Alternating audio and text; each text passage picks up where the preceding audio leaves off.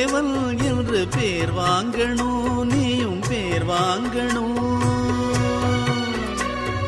தர்மராசா என்று ஊர் பேசணும், ஊர் பேசணும். ஏழையின் வீட்டில் செல்வமும் சேர, கோழையின் நெஞ்சில் வீரமும் கூட.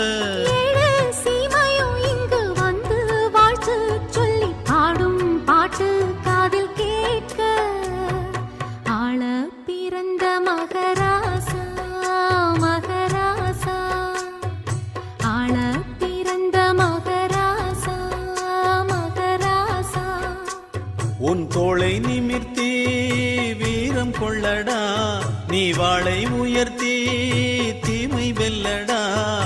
வீர நடை போட்டு வந்து ஊரை ஆளடா, நீ ஊரை ஆளடா.